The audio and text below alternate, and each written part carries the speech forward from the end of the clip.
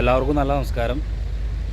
നമ്മുടെ ഈ സർക്കാർ സംവിധാനങ്ങൾ ജനങ്ങൾക്ക് ഉപകാരപ്രദമാകാനും അതുപോലെ തന്നെ കാര്യങ്ങൾ വേഗത്തിൽ നടക്കാനും വേണ്ടിയിട്ടാണ് ചില കാര്യങ്ങൾ സ്മാർട്ടാക്കി എന്ന് പറഞ്ഞിരിക്കും. അങ്ങനെ സ്മാർട്ടാക്കി എന്ന് പറഞ്ഞിരിക്കുന്നതിൻ്റെ ഇടയിൽ വന്നൊരു സംഭവമാണ് കെ സ്മാർട്ട് എന്ന് പറഞ്ഞു കഴിഞ്ഞാൽ ഓൺലൈനിൽ കാര്യങ്ങൾ ചെയ്യാൻ വേണ്ടിയിട്ടുള്ള ഒരു ആപ്പും സംവിധാനങ്ങളും ഉൾപ്പെടുന്നതാണ് കെ സ്മാർട്ട്. നല്ല കാര്യം.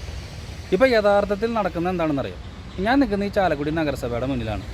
ചാലക്കുടി നഗരസഭയിൽ കെ സ്മാർട്ട് വഴിയായിട്ടാണ് അപേക്ഷകളും മറ്റു കാര്യങ്ങളൊക്കെ സ്വീകരിക്കുന്നത്. ഇപ്പോൾ വളരെ നല്ല കാര്യം.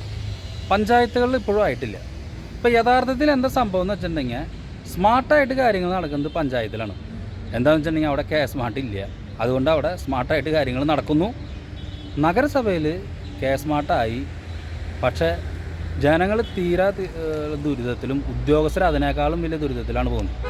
ഇതുമായി ബന്ധപ്പെട്ട സംഭവം എന്ന് വെച്ചിട്ടുണ്ടെങ്കിൽ ഈ കെ സ്മാർട്ടുമായി ബന്ധപ്പെട്ട പദ്ധതി വരുന്നത് ശരിക്കും പറഞ്ഞാൽ കേരളം ഭരിക്കുന്ന സർക്കാർ ഇത് കൊണ്ടുവരുന്നൊരു ജനുവരി മാസത്തിലാണ്. എന്താണ് ഈ ജനുവരി മാസത്തിൻ്റെ പ്രത്യേകത എന്നറിയാം?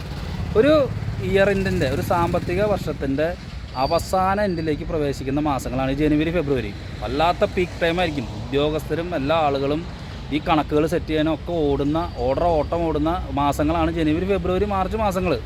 അതിൻ്റെ ഇടയിലാണ് ഈ കെ സ്മാർട്ട് എന്ന് പറഞ്ഞ പരിപാടി കൊണ്ടുവന്നത്. എവിടെ ഇട്ട് നടപ്പിലാവും ഈ സാധനം? എങ്ങനെ നടപ്പിലാവും? ഇനി ജനുവരിയിൽ ഈ സാധനം കൊണ്ടുവന്ന് അത് കഴിഞ്ഞു. ഈ സാമ്പത്തിക വർഷം കഴിഞ്ഞ് പുതിയ സാമ്പത്തിക വർഷം വന്നു ഏപ്രിൽ. ഇതുവരെയായിട്ടും ഈ പറയുന്ന ഉദ്യോഗസ്ഥർക്ക് നല്ലൊരു ട്രെയിനിങ് ഈ വിഷയവുമായി ബന്ധപ്പെട്ട് കൊടുത്തിട്ടില്ല. കിലയിലോ മറ്റോ പോയിട്ട് സംഭവങ്ങളൊക്കെ ചിലത് ചെയ്തിട്ടുണ്ട്. അത് ഈ കോഴിക്കോടും തിരുവനന്തപുരം എല്ലാവരും കുത്തിരുന്നിട്ടുള്ളൊരു പരിപാടി ചെയ്തു. അത് ആപ്പ് ജാമായി, പരിപാടി അവസാനിച്ചു. ഇതിൻ്റെ ദുരന്തഫലം അനുഭവിക്കണമെന്നറിയാം. ശരിക്കും പറഞ്ഞു കഴിഞ്ഞിട്ടുണ്ടെങ്കിൽ ഇപ്പോൾ നമ്മുടെ ഈ എൻജിനീയറിംഗ് വിഭാഗം എന്ന് നമുക്ക് ഉദ്ദേശിക്കാം. എൻജിനീയറിംഗ് വിഭാഗം ഇപ്പോൾ നഗരസഭയിലെ ഒരു പ്രധാനപ്പെട്ട വിഭാഗമാണ് എൻജിനീയറിംഗ് വിഭാഗം. ശരിക്കും നഗരസഭകളിലെ എൻജിനീയറിംഗ് വിഭാഗത്തിന് എന്തെല്ലാം കാര്യങ്ങൾ ചെയ്യണമെന്നറിയാം? ഓരോ അപേക്ഷകൾ സ്വീകരിക്കുന്നു, പെർമിറ്റുകൾ സംഗതികൾ സ്വീകരിക്കുന്നു, അതോടൊപ്പം പബ്ലിക് വർക്ക്സുകളുടെ സംഭവങ്ങൾ, അങ്ങനെ നിരവധി സംഭവങ്ങളാണ് ഈ എൻജിനീയറിംഗ് വിഭാഗത്തിലെ ഉദ്യോഗസ്ഥർ ചെയ്യുന്നത്. അപ്പോൾ അതേ എൻജിനീയറിംഗ് വിഭാഗത്തിലിരിക്കുന്ന മറ്റ് ഇറിഗേഷൻ ആയിക്കോട്ടെ, വാട്ടർ അതോറിറ്റി ആയിട്ട് അവിടെയുള്ള ഈ എൻജിനീയറിംഗ് ഉദ്യോഗസ്ഥർ ശരിക്കും പറഞ്ഞാൽ ഇവരത്രയും വർക്കുകൾ ചെയ്യുന്നില്ല.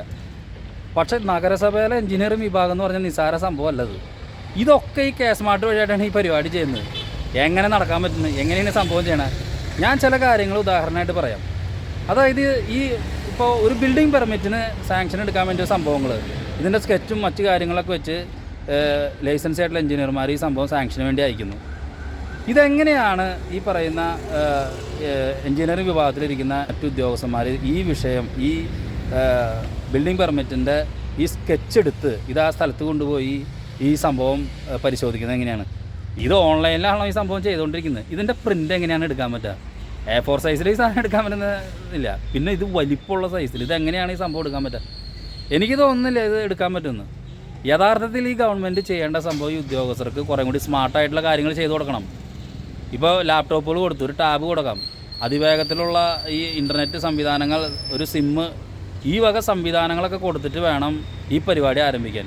ഇതെന്താണെന്ന് വെച്ചിട്ടുണ്ടെങ്കിൽ മുഴുവൻ പ്രൈമറി രീതിയിൽ നടത്തിക്കൊണ്ടിരിക്കുന്ന സംഭവങ്ങളെല്ലാം സ്റ്റോപ്പാക്കി. നമ്മൾ ഈ മറ്റ് അപേക്ഷകൾ സ്വീകരിക്കുന്ന പരിപാടികളുണ്ട്, അതെല്ലാം സ്റ്റോപ്പാക്കിയിട്ടാണ് ഈ കെ സ്മാർട്ട് സ്റ്റാർട്ട് ചെയ്യുന്നത്.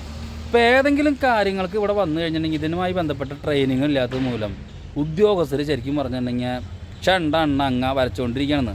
സമയവും പോകുന്നു, ഈ കാര്യങ്ങളിട്ടൊന്നും നടക്കണമില്ല. ഈ ഉദ്യോഗസ്ഥർ അങ്ങോട്ടും ഇങ്ങോട്ടും കിടന്ന് ഓടാം. സത്യത്തിൽ ഈ കെ സ്മാർട്ട് എന്ന് പറഞ്ഞ സംഭവം ഒട്ടും സ്മാർട്ടല്ല.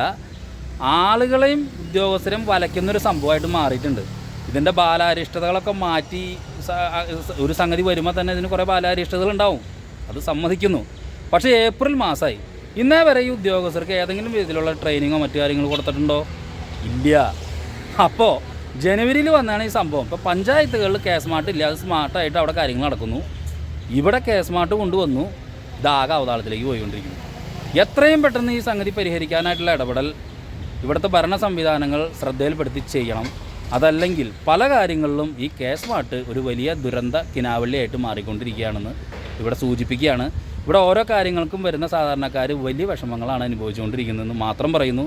ഭരണ സംവിധാനങ്ങൾ ഈ വിഷയം സർക്കാർ സംവിധാനങ്ങളുടെ മുന്നിൽ പെടുത്തണം. കാരണം ഇതത്ര സ്മാർട്ടല്ല.